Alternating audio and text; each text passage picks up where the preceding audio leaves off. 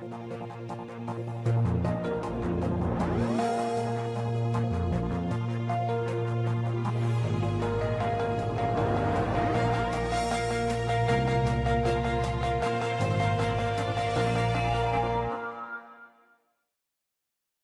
I'm Peter Guber, and this is Winning Voices. In my career in movies, television, sports, new media, entrepreneurism, and academia, I've had the opportunity to meet the best and the brightest, the leaders in all those fields. And what I found they all had in common was their ability to tell a purposeful story to win. I want to share those voices with you so that you can tell to win.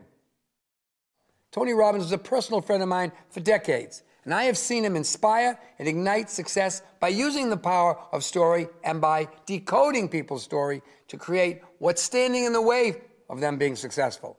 He's here today to share that success and to share that tool with you and with me. Tony, you've had this amazing power, not just to make people think, but to feel. Where did you get this, and when did you know you had this unique resource and talent? I think everybody has the ability to feel, right? You know, that wasn't a great gift. I think I just feel so much, and I feel so much what people feel.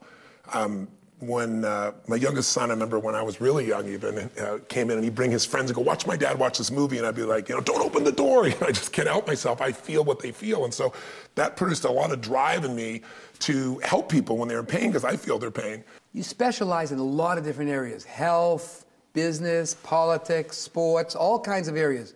Of all the areas, what's the most challenging to move people to be active in their own rescue? It's really intimate love and romance, because you can control your business to some extent because you can control you. You can control your finances to some extent, right, by your choices. But you can do everything you want to do in an intimate relationship, and it can still blow up in your face because you can't control another human being, and if you could, you'd have no relationship. So, and I also think that if there's a story that all human beings have, it's the story of fear. It really comes down to a fear that we're not enough. So getting people to have the courage and the faith to realize there is no security in life and there's no security in relationship. There's only what you can contribute. When somebody's in love, what's wrong with your life? Nothing. Oh, what a beautiful morning. Doesn't matter. You're silly as hell. But when they don't have that love in their life and everything else is going well, they still come to that empty place inside at the end. And that's the place where the most successful people on earth that have been clients of mine, everybody thinks is so incredible. That's where they're lonely still very often. And that's the area that you got to really dig in to help someone. Do they usually have a story that happened to them very young, which is kind of a backstory, a seminal element that is still present in them 10, 20, 30 years later and preventing them from exercising those talents? I always say, change your story, change your life. Because whatever your story is becomes the shaper of all your perceptions, what you're going to try or not try, do or not do. The problem is most people are so addicted to telling that same story over and over again, it does become their prison. There's a stage in your life where you could yell, scream, throw stuff, smack people, and suddenly somebody yells at you or hits you, or even worse, ignores you. Right. And that's the moment when the ultimate story is, what do I do to get that attention back? What do I do to get that love? And so some people, they suddenly try to crawl or walk, and everybody goes, look, Johnny's walking, and the story is, I'm an achiever.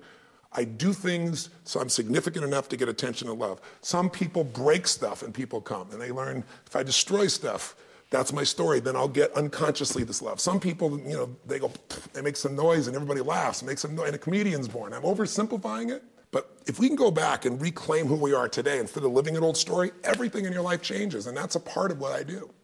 I recall the President of the United States calling you. Remember, you were going to see Princess Diana, Mikhail Gorbachev, all these people, extremely successful, extremely talented. Did they all have backstories that ran them? Did they all have some element in them, despite their success, that was still in the back of their head, still telling them, you're not good enough, you are good enough, or some element of their life that wasn't working because of that? Everybody's got parts of their life that shape the way they look at today and how they behave today. Everybody does. Everybody has a backstory, multiple backstories. The question is, which one's running you now? But what I'd say the common backstory for the successful people is hunger. Something produced drive in them. If you say, what's the difference in human beings and how they perform and how they show up, it's not intelligence or ability. You can find somebody with plenty of intelligence and ability and they don't maximize. They can't fight their way out of a paper bag. Right. And then you find this other person that finds this hunger inside. You have it. I have it. Almost anyone we know who has done something they're proud of in their life or they feel good about in their life. They had to get through all the obstacles. They had to get through their own limiting stories. And so there had to be something they wanted more. That hunger often comes from a story of frustration or pain or desire. And finding that touchstone and igniting it is how you often can take somebody who's not driven and hungry and really help them to change their life. Do you think that people are empowered when they hear that somebody of that high stature also has some of those same problems and some of those backstories that are handicapping them? It's a great question. Some people